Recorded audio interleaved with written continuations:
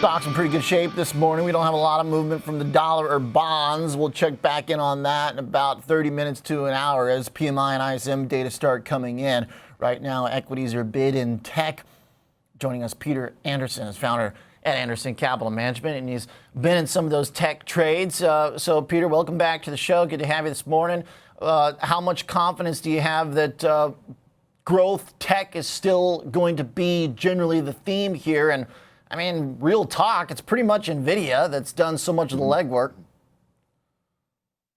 I think there's still a lot of fuel in the tank, so to speak. You know, it is getting kind of worrisome because anytime we see anything like this, you know, one or two stocks with a theme that's so intense and so intensely followed now that everybody knows the name Nvidia. You know, 10 years ago, hardly anybody knew that name. Now it's a household name.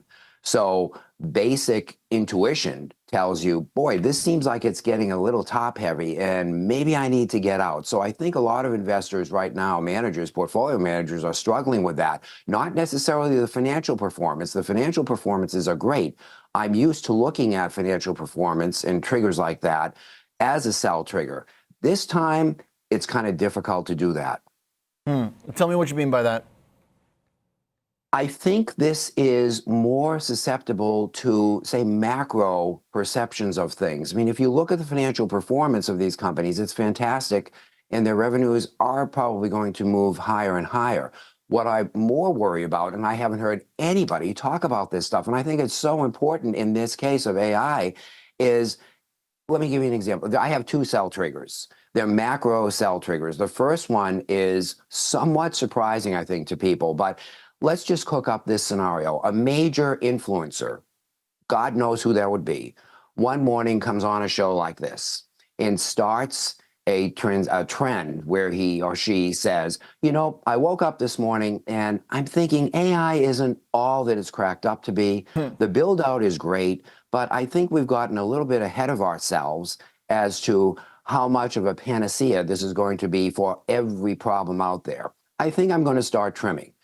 Now that, Oliver, could actually cause a tsunami, given the right conditions, right? In a very sensitive part of the market. If you get sentiment like that developing, I think you could see an irrational sale of these AI stocks. So your point is that when you've got kind of a high momentum speculative rally, it's susceptible to, you know, changes of heart that may not be kind of fundamentally based. Just whenever the fad reaches its limit, whenever it's not cool anymore. Or let me add that. That's very close. I would say not necessarily the fad, but the hula hoops in this case. You know, they're fun. It's a fad, but it's not going to help you lose weight, for instance, or increase your health. You know, we projected so much responsibility on artificial intelligence that I think it's almost impossible. The AI that we currently know, and that's important, what we currently know, it's impossible for AI to satisfy all those wild imagination scenarios that all of us have cooked up in our heads. I like that. Then as can we measure that, Peter? Is there a quantitative way to do that? It's very hard to measure. I mean, let me give you an example. The first article I have seen was in the Wall Street Journal this past weekend. A reporter, and I'm paraphrasing, the headline was something like what I just said, only condensed. You know, that the build out is great, but maybe we're thinking a little bit too much about how much responsibility it's going to take off our lives relying on AI. I don't think it was enough momentum and, you know, not a major influencer to actually develop a following, so to speak. But that's an example. And I also want to tell you my other sell trigger. So that's one. And this one is even, I would say, less remote, but I haven't heard anybody mention this either. And I do think this is a possibility. We're all on this model of AI, you know, throw GPUs at this and we'll just get whatever we want. What if somebody comes along, maybe they're working at Burger King, for instance, but they have a basement research lab, and there are people out there like this, okay? Has a research lab, and they come out with a totally different model of how the human brain works and blows away everything we've thought. and also says I can mimic this with off-the-shelf materials, not expensive GPUs. This is even more remote, but if that were to happen, that would bust open the entire expectations of the direction we would take in. And frankly, a stock like Nvidia would be extremely vulnerable, as would supermicro computers. Well, it seems like one could argue, I'll play the devil's advocate here. I mean, a few of the things you're describing arguably have kind of been showing up the last couple of weeks when you look at one, the potential for cheaper alternatives. I mean, that's basically like AMD and Intel's case right now. They're going, look, we can't give you as good of a product, but would you give you a good one that's solid, and it's going to be a lot cheaper. So it may not be, from a garage startup, but right now the market's treated Intel like a garage startup, basically. Exactly. Second thing, Peter, would be to your point about kind of the limits of the utility and the expectations that this solves all our problems. Well, a lot of these cloud companies have been telling us for like 6 months that it's going to change their entire outlook, and then earnings came and nobody raised their guidance. So, I mean, have we kind of run up against some of these things in some way?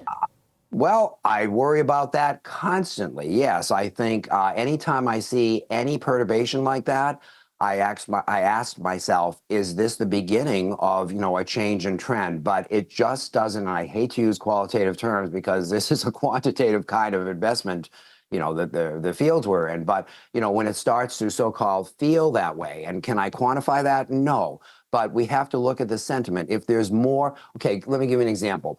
When we count the number of times AI is mentioned in an earnings release, for instance, if we were to see something like that, but not the number of times AI is mentioned, but the number of times some phrases like I've just been discussing, if they start to creep in, then I do think we really have to rethink how heavy we want to be in these positions. And also to your first point with Intel, I understand what you're saying.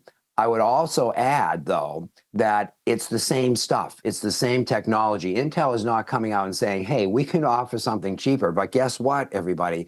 This does not depend on the ones and zeros that everybody has erroneously been modeling the brain. I mean, there's so much to talk about in terms of the brain and what AI is trying to emulate. We are totally on the wrong track in terms of figuring out how the human brain works by modeling it by ones and zeros. We have to use something else, but so far, nobody has stepped up. All right, so right now, tell me the structure of the fund. Have you made any tweaks? What does it look like? What is kind of the main driving force for your strategy? Yeah, well, you're going to be surprised at what I'm saying, but there is a focus on AI, but it is a vigilant focus. I have been a holder of Nvidia's for 15 years. Okay, I bought the stock when it was $20. And you were talking it up big the last 6 months. Credit to you. Yes, yeah. And I also want to tell you that I think it's amusing. I had a great year last year in the portfolio, and some critics will say, oh, of course he did. He's in tech. And it's almost like saying, of course he won the world marathon. He's been training since he was a 4-year-old. Yeah, true. I mean, it's not an easy path to hold Nvidia all those years. It had some rough times, just like you would if you were training since you were 4 years old to run a marathon. So there's a lot of thought behind it, and I just don't want to be dismissed as saying I own tech. I also own many other sectors, although the portfolio is only 12 stocks. So I own some medical instrumentation companies.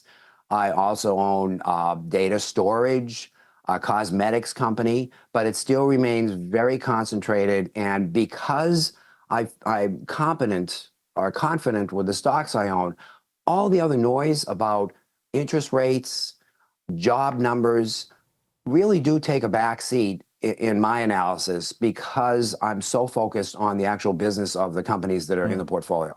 Tell me about data storage and just generally data, kind of some of those knock-on effects. Yeah. I've heard arguments that utilities are ways to play the AI revolution. Some argue some of the REITs, the data center stuff. Yes. What makes sense to you? Where are you in? Well, I'm glad you mentioned utilities because, now what they're saying, I don't know if you saw this, but Goldman Sachs had projected the total demand of energy that's going to be over the next, extremely difficult to predict or model, but say the next 5 to 10 years, AI, if it's going on this pattern, will suck up most of the energy. And I would tell you this, how come the human brain only uses 20 watts of power? That's the size of a refrigerator light bulb. So that alone should tell us we're not on the right track. We don't use megawatts of energy to come up with the most creative solutions, frankly, in human history, correct? So I do think utilities are a good place to play. But I would also say it depends on the election. Whoever wins the election can either be a bull or a bear for utilities. For instance, if Trump gets elected, I think the supply will increase, and so that will put pressure on energy companies. But if we're status quo, then it's certainly the way to go.